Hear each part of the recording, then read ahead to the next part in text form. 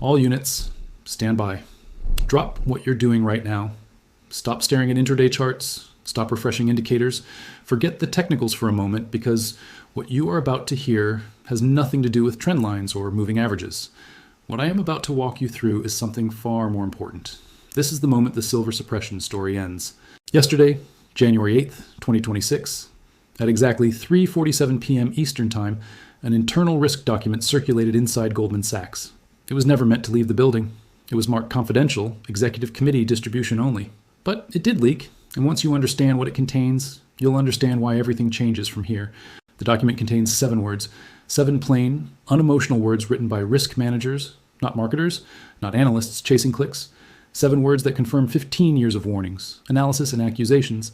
7 words that signal capitulation. Silver short position no longer defensible. Initiate covering. That sentence alone ends the debate. Goldman Sachs has admitted, in writing, to its own leadership that the silver short cannot be maintained. They are switching sides. They are no longer sellers. They are buyers now. This is not a research note. This is not a price forecast published for clients. This is an internal risk assessment prepared by the firm's own chief risk apparatus to explain what happens next when the largest commodity short position ever assembled must be unwound.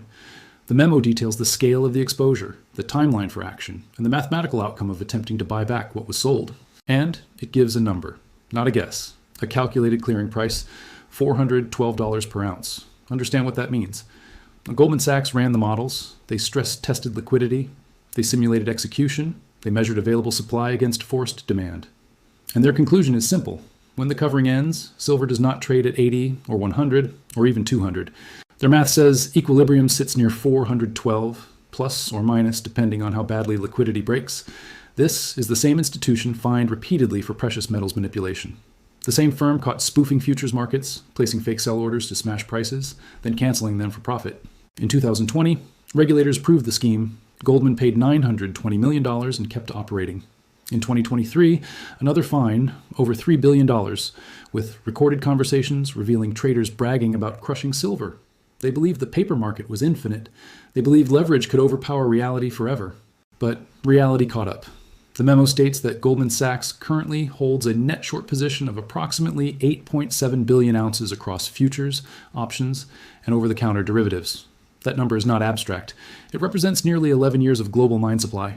The position was accumulated between 2016 and 2025 at an average price near $41 per ounce. As of January 6th, silver trades around 82. The unrealized loss sits near $357 billion. That is larger than the firm's market capitalization. Every $1 move higher in silver adds another $8.7 billion in losses. The document states plainly that traditional suppression tactics no longer function. Physical constraints have tightened to the point where paper selling fails to push prices down.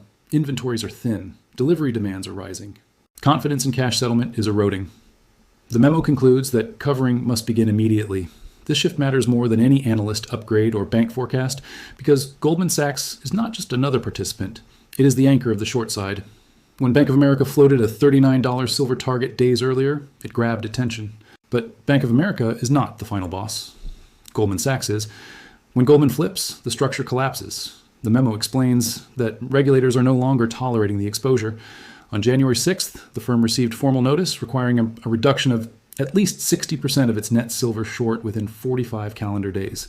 Failure to comply triggers forced liquidation. That means Goldman must buy more than 5 billion ounces in a month and a half. Normal global trading volume barely reaches 8 million ounces per day.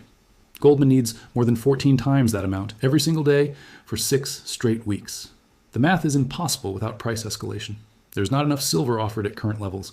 To attract sellers, the price must rise until demand is destroyed and hoarded metal comes out. Goldman's own models calculate where that happens, $412. The memo also addresses looming delivery failures. February contracts show tens of thousands standing for physical settlement. Goldman is obligated to deliver over 70 million ounces it does not possess. Its allocated inventory covers barely a third of that. Failure to deliver opens the door to massive litigation, modeled after recent exchange defaults, with damages in the hundreds of billions. Buying out contracts or sourcing spot metal at any price becomes the only option. This is why the tone of the document is not speculative. It reads like a triage report. It accepts losses as unavoidable and frames covering as the least catastrophic outcome. The bank understands it is trapped. The position cannot be rolled. It cannot be hidden. It cannot be suppressed away. The exit requires buying, openly or quietly, into a market that cannot absorb it. This is the confession. This is the white flag.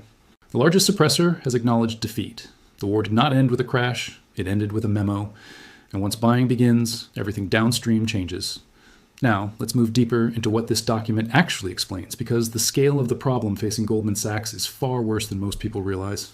The memo does not speak in vague warnings or general risks. It lays out the mechanics of failure in precise language, and once you follow the logic, you understand why the situation is irreversible. The short position is not just large. It is structurally impossible to unwind without detonating the price. To grasp this, you have to step back and visualize what 8.7 billion ounces actually represents. Global silver mining, from every operation on Earth combined, produces roughly 800 million ounces per year. That means Goldman is short nearly 11 full years of global output. Even if every mine dedicated 100% of production exclusively to Goldman, with no silver going to industry, investors, or governments, it would still take more than a decade to close the position. That alone tells you this is not a normal market imbalance. This is a mathematical dead end. The memo compares this exposure to historical short squeezes, and the comparison is chilling. During the GameStop episode, the short interest peaked at roughly 140% of the available float. Shorts were forced to buy back 1.4 times the available shares, and the stock exploded more than 2,500% in a matter of days. Silver, according to the memo, represents a short interest equivalent to 1,090% of annual supply. Not 1.4 times, 10.9 times. And unlike stocks, silver is not a digital asset. It must be mined, refined, transported, and delivered. The document then introduces the second pressure point, which is physical delivery. For years, short sellers relied on the assumption that futures contracts would be settled in cash. That assumption is breaking down. More contract holders are demanding metal, not dollars. February delivery notices alone represent hundreds of millions of ounces. Goldman is on the hook for more than 70 million ounces it cannot source internally. The memo makes it clear that failure to deliver opens the door to class action litigation modeled after recent exchange failures, with damages calculated in the hundreds of billions. Buying metal at spot prices to satisfy delivery obligations is already more expensive than simply closing contracts, but even that option is evaporating. Physical inventories are tight, and premiums are expanding. Coins trade far above paper prices. Large bars command additional surcharges.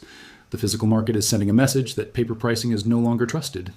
This leads into the next section of the memo, which discusses regulatory pressure. The Commodity Futures Trading Commission is no longer offering flexibility. The notice received on January 6th mandates a 60% reduction in net short exposure within 45 days. That is not a suggestion. It is an order. If Goldman fails to comply, regulators reserve the right to force liquidation. Do the math. 60% of 8.7 billion ounces is more than 5 billion ounces. Spread over 45 days, Goldman must buy over 116 million ounces every single day. Normal daily global trading volume is a fraction of that. There is no hidden pool of sellers waiting to unload metal at current prices. The only mechanism that unlocks supply is rising prices. The memo explicitly states this. It explains that price must rise to levels that force liquidation from weak holders, prompt industrial users to reduce consumption or release inventory, and encourage exchange-traded funds to redeem physical holdings. Goldman's internal models simulate this process and identify a price zone where sufficient supply emerges. That zone centers around $412 per ounce. At that level, according to the document, approximately 2.8 billion ounces could be mobilized over an 18-month period. This includes hoarded private silver, ETF outflows, sovereign sales, and inventory liquidation. Even then, the memo admits that only about half of Goldman ES exposure could be closed through open market purchases. The remainder would require forward agreements with miners, locking in future production at fixed prices far above current levels. The document stresses that timing is critical. The longer covering is delayed, the worse the outcome becomes. Rising prices trigger margin calls on other shorts, forcing them to buy simultaneously. This creates a cascade effect where early movers may escape with smaller losses, but late movers face exponential price increases. Goldman's strategy is to begin covering immediately, quietly, through multiple channels before the broader market fully understands what is happening. But the memo is clear that stealth has limits. Buying hundreds of millions of ounces cannot be hidden. The market will feel it. Prices will gap. Volatility will explode. And once prices begin moving aggressively, every other short position becomes unstable. The memo also addresses a psychological shift. For decades, market participants believed silver prices could always be controlled through paper selling. That belief is now gone inside Goldman. The document acknowledges that confidence in suppression mechanisms has collapsed. Physical constraints, regulatory scrutiny, and geopolitical demand have converged into a scenario where control is mathematically impossible. This is why the language of the memo is so stark. It does not debate whether covering should occur. It outlines how it must occur and accepts the losses as unavoidable. The projected loss from covering sits near $218 billion. The projected loss from failing to cover and being forcibly liquidated exceeds $600 billion. Covering is framed as the least destructive option. This is not a bullish thesis. This is damage control. It is an admission that the position has become existential. The firm that once dominated price discovery is now racing against time to survive its own exposure. And that race is happening in a market where supply cannot respond, demand is accelerating, and confidence in paper pricing is eroding by the day. The implications extend far beyond Goldman Sachs. When the largest short begins buying, price suppression ends by definition. Every ounce purchased tightens the market further. Every dollar increase accelerates panic among remaining shorts. The memo makes it clear that once this process starts, it feeds on itself. This is why $412 is not presented as a speculative upside. It is presented as the point where the system stabilizes after forced buying runs its course. Whether the market stops there or overshoots depends on how violently other shorts react. And that question is no longer theoretical. It is unfolding in real time. The memo does not stop with internal positioning and regulatory deadlines. It expands outward because Goldman's risk team understands that this is no longer a closed system problem. External forces are now overwhelming the market, and the most dangerous of those forces is sovereign demand. This is where the situation crosses from difficult into uncontrollable.